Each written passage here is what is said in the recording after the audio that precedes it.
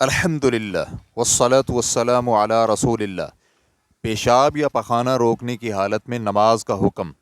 سوال کیا گیا ہے، بسا اوقات جب میں نماز پڑھ رہا ہوتا ہوں تو دوران نماز پیشاب یا پخانہ کی حاجت ہو جاتی ہے، یا نماز سے پہلے حاجت ہوتی ہے لیکن نماز کے دوران نہیں ہوتی، تو ایسی صورت میں میری نماز قبول ہو جائے گی؟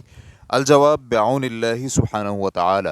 جس وقت انسان پیشاب یا پخانے کو روک رہا ہو تو اس حالت میں نماز کا آغاز کرنا جائز نہیں ہے، کیونکہ رسول اللہ صلی اللہ علیہ وآلہ وسلم کا فرمان ہے، کھانا چن دیا جائے تو نماز نہیں ہوتی، اور نہ ہی جب وہ پیشاب پخانے کو روک رہا ہو۔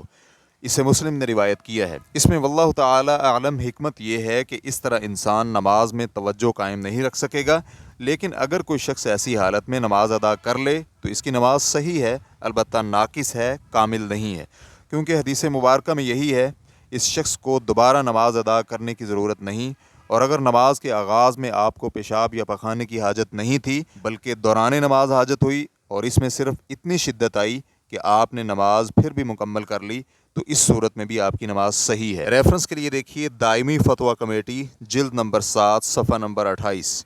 واللہ تعالی اعلم۔